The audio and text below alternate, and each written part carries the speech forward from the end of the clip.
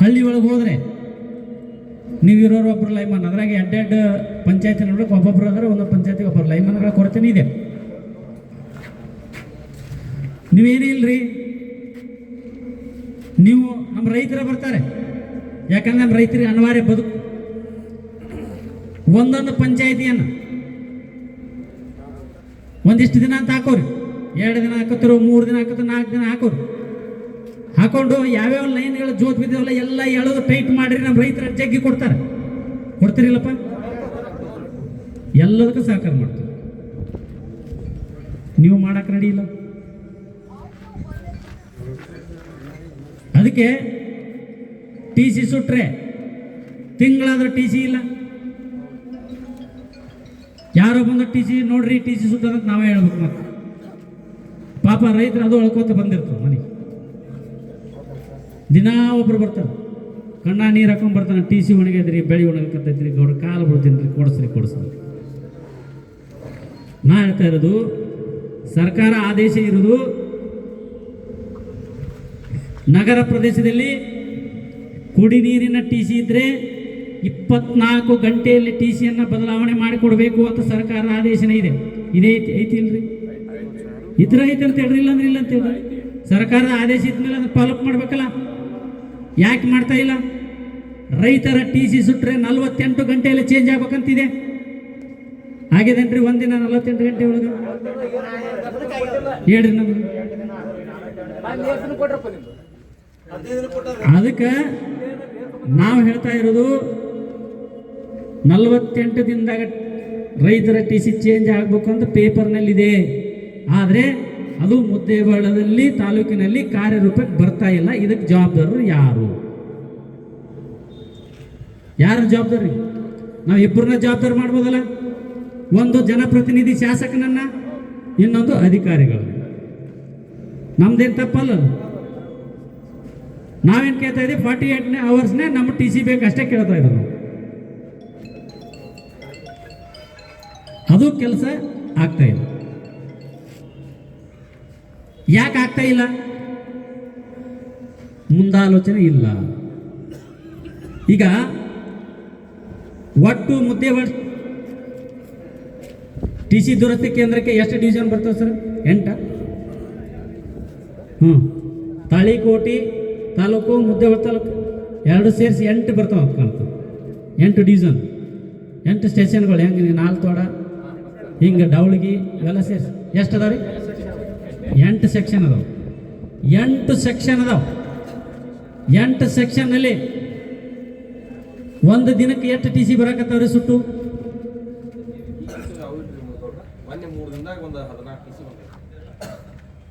Minimum ನಾ ಹೇಳ್ತೀನಲ್ಲ, 1-2 ಬಂದಿರ್ತಾವ. 1ಕ್ಕೆ 2 16 T C ಆಯ್ತು. ಯಾಕಂದ್ರೆ ಒಂದಿವ್ಸ ಮಂದಿ ಲೈನ್ ಮಾಡ್ಬೇಕು ತೊಂಬರದಿಲ್ಲ. ರೈತ ನಾನು ಸುಟ್ಟದ, ಇವತ್ತು ಬರ್ತೀನಿ, ನಾಳೆ ಬರ್ತೀನಿ, ಇವತ್ತು ಬರ್ತೀನಿ, ನಾಳೆ ಬರ್ತೀನಿ, ಇಳಿಸೋರಿಲ್ಲ, ಎತ್ತೋರಿಲ್ಲ ಅಂತ ಅವಾಗ ಕುಂತಿರ್ತಾರೆ. ಹೌದ್ರಿ? ಕಾರಣ ಕೊಡ್ತಾರೆ. ಒಟ್ಟು ಒಂದು ದಿನಕ್ಕೆ 16ರಿಂದ 20 ಟಿ ಸಿಗಳು ದಿನನಿತ್ಯ ಸುಟ್ಟು ಟಿ ಸಿ ದುರಸ್ತಿ ಕೇಂದ್ರಕ್ಕೆ ಬರ್ತದೆ. ಮುದ್ದೇಬಿಹಾಳ ಟಿ ಸಿ ದುರಸ್ತಿ ಕೇಂದ್ರ. ಈ ದುರಸ್ತಿ ಕೇಂದ್ರ ಕೆಪಾಸಿಟಿ ಎಷ್ಟಿದೆಯಪ್ಪ? ದಿನಕ್ಕೆ ಎಷ್ಟು ಟಿ ಸಿ ತುಂಬಬೇಕಂತ ಕೆಪಾಸಿಟಿ ಇದೆ ಇಲ್ಲಿ ನಿಮ್ಮದು? 3 ಅಥವಾ 4 ಇದೆ. ಒಂದು ದಿನಕ್ಕೆ 3 ಅಥವಾ 4 ಟಿ ಸಿ ದುರಸ್ತಿ ಕೇಂದ್ರ ಕೆಪಾಸಿಟಿ ಇದ್ರದೈತಿ. ಟಿ ಸಿ ಸುಟ್ಟು ಬರ್ತಾ ಇರೋದು ಎಷ್ಟು? 20. 16ರಿಂದ 20 ಟಿ ಸಿ ದಿನನಿತ್ಯ ರೈತರು ಬರ್ತಾವ. ಇಲ್ಲಿ ತುಂಬುದೆಷ್ಟು? 4. ಅದು 4 ತುಂಬಿದ ಮೇಲೆ ಮತ್ತೆ ಅದನ್ನು ಟೆಸ್ಟ್ ಮಾಡ್ಬೇಕು. ಅಂದ್ರೆ ರೈತರಿಗೆ ಮುಟ್ಟುದು ಯಾವಾಗ? ನೀವು ಹೆಂಗ 48 ಗಂಟೆಗೆ ಟಿ ಸಿ ಕೊಡ್ತೀನಿ ಅಂತ ಹೇಳ್ತೀರಿ? ಅದಕ್ಕೆ ನಾವು ಅಧಿಕಾರಿಗಳು ಹೇಳಕ್ ಬಯಸ್ತಾ ಇದ್ದೇವೆ, ನೀವು ಲಿಖಿತವಾಗಿ ನಮಗೆ ಬರೆದು ಕೊಡಬೇಕು. ಯಾಕಂತಂದ್ರೆ ನೀವು ಯಾರು ಸಂಘಟಕರಿಲ್ಲಾರಕ್ಕೆ ಈ ಪರಿಸ್ಥಿತಿ ಬಂದಿದ್ದು, ರೈತರ ಪರಿಸ್ಥಿತಿ. ನೀವು ಊರೊಳಗೆ ನಂದು ಆ ಪಾರ್ಟಿ, ನಂದು ಈ ಪಾರ್ಟಿ, ನಂದು ಆ ಜಾತಿ, ನಂದು ಈ ಜಾತಿ, ನೀವು ಅಲ್ಲೇ ಕಚ್ಚಾಡ್ಕೋತ ನೀವು ಕುಂತಿದ್ರಿ. ಯಾಕಂತಂದ್ರೆ ನೀವು ಯಾರು ಜಾಗೃತರಾಗಿಲ್ಲ, ಸಮಾಜದೊಳಗೆ ಎಲ್ಲರೂ ಜಾಗೃತರಾದರು, ಎಲ್ಲರೂ ಸಂಘಟಿತರಾದರು. 100ಕ್ಕೆ 80% ಇರುವ ರೈತ ಮಾತ್ರ ಇನ್ನೂ ಜಾಗೃತನಾಗಿಲ್ಲ, ಇನ್ನೂ ಸಂಘಟಿತನಾಗಿಲ್ಲ. ಊರಾಗ ಎಲ್ಲನೂ ಸಂಘಟನೆ ಮಾಡಿದ್ರಪ್ಪ. ಒಂದು ಊರಾಗ ರೈತ ಸಂಘ ಸಂಘಟನೆ ಮಾಡಿದ್ರಪ್ಪ ನಮ್ಮ ರೈತರು ಅಂತ ಹೇಳು ಇಲ್ಲ. ನೀವು ಯಾರೂ ಬರೋದೇ ಇಲ್ಲ. ಅದೇ ಊರಾಗ ಎಲ್ಲೇ ರಾಜಕೀಯ ಕಾರ್ಯಕ್ರಮ ಬರ್ರಿ ಅಂತಂದ್ರೆ ದಬ ದಬ ದಬ ಗಾಡಿ ಹತ್ತಿರಿ. ಒಂದು ರೈತರ ಹೋರಾಟ ಐತೆ ಅಂತ ಬರಲ್ಲ. ಅದಕ್ಕೆ ಗೊತ್ತು, ಸರ್ಕಾರಕ್ಕೆ ಗೊತ್ತು, ಅಧಿಕಾರಿಗಳು ಎಲ್ಲ ಗೊತ್ತು. ರೈತ ಏನು ಬರ್ತಾನೆ ಬಿಡು, ಒಂದು ತಾಸು ಕುಂದಿರ್ತದೆ, ಓಡೋತಾನೆ ಅಂತ. ನೀರು ಕಟ್ಟಕ್ಕೆ ಹೋಗ್ಬೇಕು, ಅದಕ್ಕೆ ಹೋಗ್ಬೇಕು, ಇದಕ್ಕೆ ಹೋಗ್ಬೇಕು, ಎಲ್ಲ ಇರ್ತವೆ. ಅದಕ್ಕೆ ನಾನು ಹೇಳ್ತಾ ಇರೋದು, ನೀವೆಲ್ಲ ರೈತರು ಸಂಘಟಕರಾಗ್ರಿ. ಎಲ್ಲಿವರೆಗೆ ನೀವು ಸಂಘಟಕರಾಗೋದಿಲ್ಲ ಅಲ್ಲಿವರೆಗೆ ನಿಮ್ಮ ಮನೆ ಮುಂದೆ ಅಡ್ಡಾಡ್ತಿರ್ತದ ನಾಯಿ, ಆ ನಾಯಿಗೆ ಬೆಲೆ ಕೊಡ್ತಾರೆ ವಿನ ನಿಮಗೆ ಬೆಲೆ ಕೊಡಲ್ಲ. ಅದಕ್ಕೆ ನಾ ಹೇಳಕತ್ತಿದ್ದೀನಿ, ಎಲ್ಲಿವರೆಗೆ ನೀವು ಸಂಘಟಕರಾಗೋದಿಲ್ಲ ಅಲ್ಲಿವರೆಗೆ ನಿಮಗೆ ಸಮಸ್ಯೆ ಇರ್ತದೆ. ಆ ಉದ್ದೇಶದಿಂದ ನೀವು ಇವತ್ತು ಈ TC ದುರಸ್ತಿ ಕೇಂದ್ರದ ಕೆಪಾಸಿಟಿಯನ್ನು ಹೆಚ್ಚಿಗೆ ಮಾಡಬೇಕು. ಹೆಚ್ಚಿಗೆ ಯಾರು ಮಾಡಬೇಕು? TC ದುರಸ್ತಿ ಕೇಂದ್ರದ ಕೆಪಾಸಿಟಿಯನ್ನು ಹೆಚ್ಚಿಗೆ ಯಾರು ಮಾಡಬೇಕು? ಅಧಿಕಾರಿಗಳು ಮಾಡಬೇಕು, ಶಾಸಕ ಮಾಡಬೇಕು. ಶಾಸಕ ಉಂಡು ಮಕ್ಕ ಬಿಟ್ಟಿದ್ದಾನೆ, ಅವ್ರಿಗೆ ರೈತರ ಬಗ್ಗೆ ಕಾಳಜಿನೇ ಇಲ್ಲ. ಏನು ಮಾಡೋದು ಈಗ? ಅದಕ್ಕೆ ಇದು ಪರಿಹಾರ ಏನಪ್ಪ ಅಂತಂದ್ರೆ, ಈ TC ದುರಸ್ತಿ ಕೇಂದ್ರದ ಕೆಪಾಸಿಟಿ ಜಾಸ್ತಿ ಆಗಬೇಕು.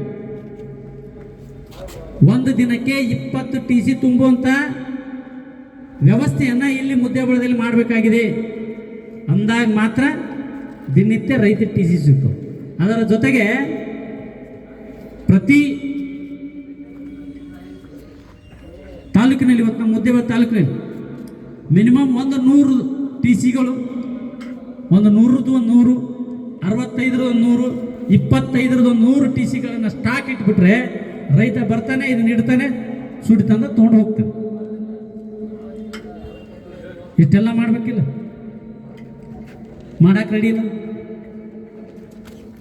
ನಾವೆಲ್ಲ ಈಗೆಲ್ಲ 6 ನಂಬರ್ ರೊಕ್ಕ ಕಟ್ಟಕತ್ತೀವಿಲ್ಲ, 24,000 ತುಂಬಕತ್ತೀವಿ. ತುಂಬಕತ್ತೀವಿ 24,000. ಎಲ್ಲ ಕರೆಂಟಿನ ಬಿಲ್ ಎಲ್ಲ ಜಾಸ್ತಿ ಆಗಿದೆ, ಎಲ್ಲ ಜಾಸ್ತಿ ಆಗಿದೆ. ಆದರೆ ರೈತನ ಸಮಸ್ಯೆಗಳು ಮಾತ್ರ ಬಗೆಹರ್ತವೆ. ಅದಕ್ಕೆ ನಾವು ಹೇಳ್ತಾ ಇರೋದು ಅಧಿಕಾರಿಗಳಿಗೆ, ನೀವು ಸುಮ್ಮನೆ ನಾ ದಿನ ಬರ್ತಿರ್ತೀವಿ, ಪಾಪ ನೀವು ಇಲ್ಲೇ ಇರ್ತೀರಿ, ನೀವು ಬೇಯಿಸ್ಕೋತೀರಿ. ನಿಮ್ದು ಏನು ಸಮಸ್ಯೆ ಐತಿ ಕ್ಲಿಯರಿಟಿ ಹೇಳ್ರಿ. ಎಲ್ಗೊಡ್ರೆ ಕ್ಲಿಯರಿಟಿ ಹೇಳ್ರಿ, ಏನಿದೆ ಅಂತೇಳಿ ರೈಟಿಂಗ್ನಾಗ ಕೊಡ್ರಿ. ಅದನ್ನು ತೊಗೊಂಡು ನಾವು ಮೇಲೆ ಹೋಗ್ತೀವಿ, ಇವ್ರಿಗೆ ಹೇಳ್ತೀನಿ ಕೇಳ್ರಿ. ಮೇಲಾಧಿಕಾರಿ ಹೆಂಗಿರ್ತಾರೆ, ನೀವೇನು ಬರೆದು ಕೊಡ್ಬೇಡ್ರಿ ಅಂತ ಇರ್ತಾರೋ, ಹಿಂಗೆ ಹೋಗ್ಲಿ ಎಲ್ಲ ಬರಬರಿ ಅಂತ ತಿಳ್ಕೊತ ಹೋಗ್ರಿ ಅಂತ ಇರ್ತಾರೆ. ಅದು ಹಂಗೆ ಹಾಕಿ ನಾವು ಬಿಡಂಗಿಲ್ಲ. ಡೂ ಆರ್ ಡೈ, ಮಾಡು ಇಲ್ಲವೇ ಮಡಿ ಆಗ್ಬೇಕು ನಿಮ್ಮ ಕೆಲಸ. ಯಾಕಂತಂದ್ರೆ ನಿಮ್ಗೆ ಲೈನ್ ಕರೆಕ್ಟಾಗಿ ಮಾಡಿಕೊಟ್ರೆ, ನಿಮ್ಮ ಫೀಲ್ಡ್ರ್ಗಳು ಮಾಡಿದರೆ, ನಿಮ್ಗೆ ಕರೆಕ್ಟಾಗಿ 1 ಕಿಲೋಮೀಟ್ರ್ ಒಂದು GOSಗಳನ್ನು ಮಾಡಿಕೊಟ್ರೆ ನೀವು ಕೆಲಸ ಮಾಡೋಕ್ಕಾಗತ್ತೆ. ಈ ಲೈಮಾನ್ಗಳ ಹಣೆ ಬರ ಹೆಂಗಿದೆಪ್ಪ ಅಂದ್ರೆ, ಯಾವಾಗ ಸಾಯ್ತಾನಂತ ಗೊತ್ತಿಲ್ಲ ಅವ್ರು. ಮೊನ್ನೆ ಬುಧವಾರದ ಒಂದು ಸತ್ ಗೊತ್ತ ರೈತ ನೋಡ್ರೆ ಕಲಸಾಗಿ ಹೋದ. ಪಾಪ ಲೈಮಾನ ಏನು ಮಾಡ್ಯಾನ, ಪಾಪ ನಮ್ಮ ರೈತರು ಇರ್ತಾರೆ, ಇಲ್ಲಿ ಹೇಳ್ರಿ ಸರ್ ನಾನೇ ಹತ್ತನ್ನು ತೋರಿ ಅಂದ್ಬಿಟ್ಟಿರ್ತೀವಿ. ಪಾಪ ಆಯ್ತಪ್ಪ ನನ್ನ ಕೈ ಬೇನಾಗ್ಯದ, ಏನೋ ಕಾಲಿದಾಗೈತೆ, ಹತ್ತು ಅಂತಿರ್ತಾರೆ. ಸಹಜಿಗೆಲ್ಲ ಹತ್ಯಾನ 2 ಹಾಕ್ಯಾನ, ಇನ್ನೊಂದರ ಕರೆಂಟ್ ಬಂದ್ಬಿಟ್ಟದು, ಎಲ್ಲಿ ಬೈಪಾಸ್ ಆಗಿದೆ ಆಗ್ಬಿಟ್ಟಿತ್ತು, ಸತ್ತೋದ. ಲೈಮಾನ್ ಸಾಯ್ಬೇಕಾಗಿತ್ತು, ಅವನ ಬದಲಿ ರೈತ ಸತ್ತೋದ, ಅವನ ಅವಶ್ಯಕತೆ. ಅದಕ್ಕೆ ಈ ತಾಲೂಕಿನಲ್ಲಿ ಎಲ್ಲ ಲೈಮಾನ್ಗಳಿಗೆ ಮೊದಲು ಗ್ಲೋಸ್ಗಳು ಕೊಡೋ ಕೆಲಸ ಆಗ್ಬೇಕು. ಒಬ್ಬರು ಲೈಮಾನ್ ಹತ್ರ ಗ್ಲೋಸ್ಗಳದಾವ ಹೇಳ್ರಿ ನನಗೆ? ಕಾಲ ಬೂಟ್ ಅದಾವ, ಗ್ಲೋಸ್ ಅದಾವ, ಏನೂ ಇಲ್ಲ. ಸರಿ ಪಕ್ಕಡ ಸರಿ ಇಲ್ಲ. ಮತ್ತೆ ಈ ರೀತಿ KBಗಳ ಪರಿಸ್ಥಿತಿ ಆದ್ರೆ ಹೆಂಗ? ಅದಕ್ಕೆ ಇದೆಲ್ಲ ಶುದ್ಧ ಆಗ್ಬೇಕಪ್ಪ ಅಂತಂದ್ರೆ ಮೇಲಾಧಿಕಾರಿಗಳು ಬರಬೇಕು. ಅದಕ್ಕೆ ಮುಂದಿನ ದಿನಮಾನಗಳಲ್ಲಿ ಒಂದು ಉಗ್ರವಾದಂಥ ಹೋರಾಟವನ್ನು ಸುಮಾರು 20,000ಕ್ಕಿಂತ ಹೆಚ್ಚು ಜನ ರೈತರು ಸೇರಿಸಿ ಈ ಸ್ಟೇಷನ್ ಮುಂದೆ ಉಗ್ರವಾದ ಹೋರಾಟ ಮಾಡೋಣ. ಬರಲಿ, ಮ್ಯಾಲಿಂದ ಎಲ್ಲ MDಗಳು ಎಲ್ಲರೂ ಬರಬೇಕು. ಎಷ್ಟು ದಿನ ಅಂತ ಹಿಂಗೆ ಬದುಕೋತ ಹೋಗುದು, ಎಷ್ಟು ದಿನ ಅಂತ ಬೆಳೆಗಳು ಒಣಸ್ಕೋತ ಹೋಗುದು, ಎಷ್ಟು ದಿನ ರಾತ್ರಿ ಕರೆಂಟ್ ನೀರು ಕಟ್ಟಕ್ಕೆ ಹೋಗುದು. ರಾತ್ರಿ ಕೊಡ್ತಾರಪ್ಪ, ರಾತ್ರಿ ಯಾರು ಹೋಗ್ಬೇಕಪ್ಪ? ರಾತ್ರಿ ಯಾರು ಹೋಗ್ಬೇಕು? ಎಲ್ಲರೂ ಅವ್ರವ್ರ ಹೆಂಡ್ರ ಜೊತೆಗೆ ಆರಾಮಾಗಿ ಮಕ್ಕಳ ಜೊತೆಗೆ ಆರಾಮಾಗಿ ಮನೆ ಮುಕ್ಕೋತಾರ, ರೈತ ಮಾತ್ರ ಎದ್ದು ಹೋಗು. ಇದು ನೋಡಿ ಹೆಂಗ ಪರಿಸ್ಥಿತಿ. ಅದಕ್ಕೆ ಆದ್ರೂ ರೈತ ಅಂತಾನೆ ಯಪ್ಪ ಹಾಳಾಗಿ ಹೋಗ್ಲಿ ಮರ ಬೆಳಿ ಒಳಗೆ ರಾತ್ರಿ ಏನ ಕೊಡು ಅಂತಾನೆ, ರಾತ್ರಿನೂ ಇಲ್ಲ. ಅದಕ್ಕೆ ನಮಗ ಇದು ಮುದ್ದೇವಾಡ ಸುಧಾರಣೆ ಆಗ್ಬೇಕು, ಎಲ್ಲ ಸ್ಟೇಷನ್ಗಳು ಸುಧಾರಣೆ ಆಗ್ಬೇಕು, ಎಲ್ಲೆಲ್ಲಿ ಏನೇನು ಸಮಸ್ಯೆಗಳಿಂದ ಬಗೆಹರಬೇಕು, ಎಲ್ಲೆಲ್ಲಿ ಫೀಡರ್ಗಳು ಮಾಡಬೇಕು, ಎಲ್ಲೆಲ್ಲಿ ಲೈನ್ ಡಿವೈಡ್ ಆಗಬೇಕು, ಎಲ್ಲ ಮಾಡಿ ರೈತರಿಗೆ ಹಗಲತ್ತೆ ನಿರಂತರವಾಗಿ 7 ತಾಸು ಕರೆಂಟ್ ಕೊಡುವಂಥ ವ್ಯವಸ್ಥೆಯನ್ನ ಮಾಡ್ಬೇಕು ಈ ತಾಲೂಕಿನಲ್ಲಿ. ಅದಕ್ಕೆ ನೀವೆಲ್ಲ ರೈತರು ಏನು ಮಾಡ್ರಿ, ನೀವೆಲ್ಲ ಕೊಳ್ಳಿ ಹಸಿರು ಟವಲ್ ಹಾಕೊಂಡು ನೀವು ರೆಡಿ ಆಗಿ ಅಂದಾಗ ಇದು ಶುದ್ಧ ಆಗ್ತದೆ. ಯಾರಿಂದ ಶುದ್ಧ ಆಗಲ್ಲ ಇದು, ಆಮೇಲೆ ಹೊಸರು ಬರ್ತಾರೆ. ಅದಕ್ಕೆ ಈಗಾಗಲೇ ನಾವು ಕರ್ನಾಟಕ ರಾಜ್ಯ ರೈತ ಸಂಘ ಇನ್ನು 3 ಹೆಚ್ಚುವರಿ ಸ್ಟೇಷನ್ಗಳನ್ನು ಮಾಡಬೇಕು ಅಂತೇಳಿ ನಾವು ಪ್ರಪೋಸಲ್ ಕೊಟ್ಟಿದ್ವಿ, ಆಗ್ರಹನ ಮಾಡಿದ್ವಿ ಎಲ್ಲ ಹೋರಾಟದಲ್ಲಿ. ಡವಳಿಗೆ ಇನ್ನೊಂದು 110 ಮಾಡ್ರಿ. ಈಗಾಗಲೇ ಜಮ್ಮಲ್ದಿಂದ ಆಗಿದೆ, ಹೋಸಲೆಲ್ಲ ಮಾಡಿ ಕಳಿಸಿದ್ವಿ. ಹೆಚ್ಚುವರಿ ಹೋಸಲು ಹಿಂದಿನ ಸರ್ಕಾರದ ಸುಮಾರು 8-10 ಆಗಿದಾವೆ. ಈಗ ಇನ್ನೂ ಬೇಕು ನಮಗೆ, ಇನ್ನೂ ಹುಲ್ಲೂರಿಗೊಂದು ಇದು ಹೆರ್ಜೇರಿ ಬಳಿ ಒಂದು ಆಗ್ಬೇಕು, ಒಂದು ಈ ಕಡೆ ರಕ್ಕಸಿ ಕಡೆ ಒಂದು ಆಗ್ಬೇಕು, ಎಲ್ಲ ಕಡೆ ಇನ್ನೂ ಹೆಚ್ಚು ಒಂದು 5 ಸ್ಟೇಷನ್ ಆಗ್ಬೇಕು ನಮಗೆ. ಅಂದಾಗ ಮಾತ್ರ ಇದಕ್ಕೆ ಸಮಸ್ಯೆ ಬಗೆಯಿರ್ತದೆ, ಇಲ್ಲ ಸಮಸ್ಯೆ ಬಗೆಯಿಲ್ಲ. ಇನ್ನು ರೈತ ಎಲ್ಲ ಬೋರ್ ಹಾಕೋತಾನ, ಬಾಯಿ ಮಾಡ್ಕೋತಾನ, ಇನ್ನು ಹೊಲ್ದಾಗ ಮನೆ ಕಟ್ಕೋತಾನ, ಹೊಲ್ದಾಗ ದುಡಿತಾನೆಗೆ. ಅನೇಕ ಜನ ಮಕ್ಕಳಿಗೆ ನೌಕರಿ ಇಲ್ರಿ, ಶಾಲೆ ಕಲ್ತಿದ್ದೀವಿ, ಡಿಗ್ರಿ ಮಾಡಿದ್ದೀವಿ, ಯಾವುದೋ ಒಂದು ಕಾಲ್ಫಾರ್ಮ್ ಇಲ್ಲ, ಏನು ಕೆಲಸ ಮಾಡೋದು? ಬೆಂಗಳೂರಿನಾಗ ಹೋದ್ರೆ ಇಂಜಿನಿಯರ್ ಆಗಿದೆ ಅಂತಂದ್ರು ಹೊರಗಡೆ ಒಂದು 10,000 ರೂಪಾಯಿ ಪಗಾರ ಕೊಡೋದು. ಎಲ್ಲಿದಲ್ಲಪ್ಪ ಅಂತೇಳಿ ಇಲ್ಲೇ ಹೊಲ್ದಾಗ ಕೆಲಸ ಮಾಡ್ಕೊಂಡು ಬದುಕ್ತಾ ಇದ್ದಾರೆ. ಈಗ ಮದುವೆ ಮಾಡ್ಕೋಬೇಕಪ್ಪ ಅಂದ್ರೆ ಹೆಣ್ಣು ಕೊಡ್ತಾ ಇಲ್ಲ ಯಾರು, ಅದು ಸಮಸ್ಯೆ ಆಗಿದೆ. ಅದಕ್ಕೆ ಎಲ್ಗಡವ್ರೆ, ನಿಮ್ಮ ಮೇಲಧಿಕಾರಿಗಳು ಎಲ್ಲರೂ ಬರಬೇಕು. ನಾವು ನಿಮ್ಗೆ ಇನ್ನೂ 2 ತಾಸು ಟೈಮ್ ಕೊಡ್ತೀವಿ. 2 ತಾಸು ಬೇಡ, 3 ತಾಸು ಟೈಮ್ ತೋರಿ. 2 ತಾಸು ಕೊಡಮ್ಮ ಬರಕ್ಕೆ. 2 ತಾಸು ಟೈಮ್ ತೋರಿ. 2 ತಾಸ್ನಾಗ ನಿಮ್ಮ ಅಧಿಕಾರಿಗಳ ಕರೆಸ್ಬೇಕು. ಇಲ್ಲಪ್ಪ ಅಂತಂದ್ರೆ ನೀವು ಬಾಗ್ಲಿ ಹಾಕೊಂಡ್ಬಿಡ್ತೀವಿ. ಇರ್ಲಿ, ಅದನ್ನ ಹೆಂಗ್ ಬರ್ತಾರೆ ಬರ್ಲಿ, ಅವ್ರೇನೋ ಮೀಟಿಂಗ್ ಅದ ಅದು ಇದು ಅಂತ ಹೇಳ್ತಾರೆ, ಆಯ್ತು ಮುಗಿಸ್ಕೊಂಡು ಬರ್ರಿ. 2 ತಾಸ್ನಾಗ ಬರ್ಬೇಕು. 2 ತಾಸ್ನಾಗ ಬರ್ಲಿಲ್ಲಪ್ಪ ಅಂತಂದ್ರೆ ನಾವು ನಿಮ್ಗೆ ಕೀ ಹಾಕೊಂಡು ಹೋಗ್ಬಿಡ್ತೀವಿ ಆಫೀಸ್. ಈಗ ಹೇಳ್ತೀವಿ ನಾನು, ಹೌದು ಎಕ್ಸಿಟ್ ಇಂಜಿನಿಯರ್ ಬರ್ಬೇಕು. ಬರಕತ್ತಾರ ಬರ್ಲಿ ಬರ್ಲಿ. ಯಾಕಪ್ಪ ಅಂತಂದ್ರೆ ನೋಡ್ರಿ, ನಿಮ್ಮ ಅಧಿಕಾರಿಗಳಿಗೆ ನಮ್ಗೆ ಗೊತ್ತದ ನಿಮ್ಮ ಕೈಯಾಗ ಏನಿಲ್ಲ ಅಂತಾನು ಗೊತ್ತದ. ಹಚ್ಚಿ ನೀವು ಮಾತಾಡ್ರಿ, ನಮಗೆ ಬರ್ತೀನಿ ರೀ ಲೇಟ್ ಆಗತ್ತಂತಂದ್ರು, ನೀವು ಮಾತಾಡ್ರಿ. ಅದಕ್ಕೆ ನಾವು 2 ತಾಸ್ನಾಗ ನಾವು ಬಾಗ್ಲಿ ಹಾಕೊಂಡು ಹೋಗ್ಬಿಡೋರು. ನಿಮ್ಮ ಆಫೀಸ್ ಬಾಗ್ಲಿ ಹಾಕಿ ಕೂತ್ಬಿಡ್ತೀವಿ, ನಾವು ಕಿಲಿ ಹಾಕ್ಬಿಡ್ತೀವಿ. ನಾವು ಮತ್ತೆ ಏನೋ ರೈತರಿಗೆ ಉಪಯೋಗ ಇಲ್ಲ ಅಂದ್ರೆ ಈ ಆಫೀಸ್ ಅದಕ್ಕೆ ಬೇಕು ನಮಗೆ, ಹೌದಿಲ್ಲ? ಅದಕ್ಕೆ ನೀವು ಯಾರ ಮಾತಾಡೋರಿದ್ರೆ ಒಬ್ಬೊಬ್ಬರ ಮಾತಾಡ. ನಾವು ಕಲಾ ಬಂದ್ ಮಾಡಿದಪ್ಪ, ನಾವು ಅವ್ರಿಗೇನು ಮಾತಾಡ್ತಾ ಗೊತ್ತಿಲ್ಲ, ಅವ್ರಿಗೇನು ಮಾತಾಡೋದು ಗೊತ್ತಿಲ್ಲ. ನಿಮ್ದು ಏನು ಸಮಸ್ಯೆ ಐತಲ್ಲ, ನಾನು ಎಲ್ಲ ಅರ್ಧ ಕುಡಿದ್ಬಿಟ್ಟಿದ್ದೀನಿ, ನನಗೆ ಗೊತ್ತಿಲ್ಲ ಎಲ್ಲೆಲ್ಲಿ ಏನೇನಿದೆ ಅಂತೇಳಿ ಸಮಸ್ಯೆ. ಅದಕ್ಕೆ ನೀವು ದಯವಿಟ್ಟು ಯಾವ ಅಧಿಕಾರಿಗಳಿಗೆ ಕೂಡ ಅವಾಚ್ಯ ಶಬ್ದಗಳನ್ನ ಮಾತಾಡಬೇಡ್ರಿ. ನೀವು ತಿಳ್ಕೊರಿ, ಎಲ್ಲೇ ಹೋರಾಟಕ್ಕೆ ಹೋಗ್ರಿ, ಎಲ್ಲೇ ಹೋಗ್ರಿ. ನಿಮ್ಗೆ ಗೊತ್ತ, ನಿಮ್ಗೆ ಭಾಳ ತ್ರಾಸ ಆಗಿಬಿಟ್ಟಿರ್ತದ, ಸಿಟ್ಟು ಬಂದ ಒದರಾಡ್ತಿರ್ತೀರಿ, ಅದು ಒದರಾಡೋದು ಬೇಡ. ನೀವು ಹಂಗೆ ಒದರಾಡಿದ್ರಂದ್ರೆ ಅದು ಕಾನೂನು ಬಾಹಿರ ಆಗ್ತದೆ. ಅಧಿಕಾರಿಗಳಿಗೆ ಅವಾಚ್ಯ ಶಬ್ದಗಳನ್ನು ಬಯಸಿದ್ರೆ ಅದು ಕಾನೂನು ಬಾಹಿರ ಆಗ್ತದೆ. ನೀವು ಕೇಳಿ, ಅವ್ರು ನಿಮ್ಮ ಕೆಲಸ ಮಾಡೋಕ್ಕಿರೋದು, ನೀವು ಅವ್ರಿಗೆ ಪಗಾರ ಕೊಡ್ತಾ ಇದ್ದೀರಿ, ಕೊಡ್ತೀರಿಲ್ಲ? ಪಗಾರ ಕೊಡ್ತಾ ಇದ್ರಿಲ್ಲ? ಪಗಾರ ಯಾರು ಕೊಡ್ತಾ ಇದ್ದಾರೆ? ನಿಮ್ಮ ರೊಕ್ಕದಿಂದ ಪಗಾರ ಬರೋದು ಅವ್ರಿಗೆ.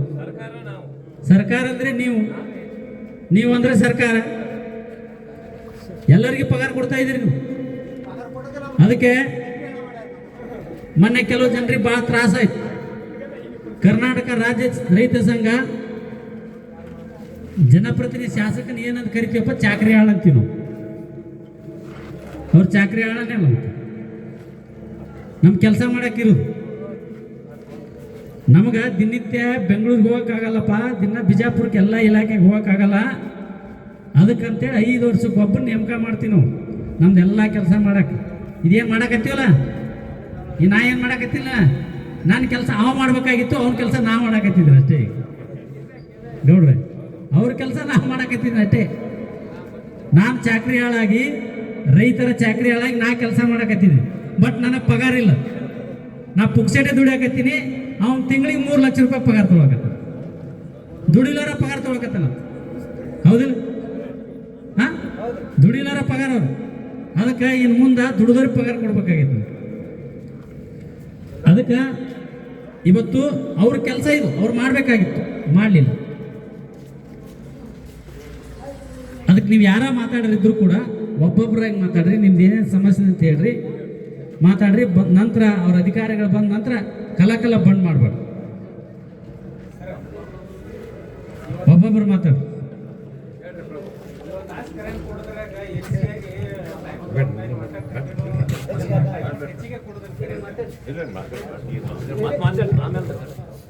ಅಲ್ರಿ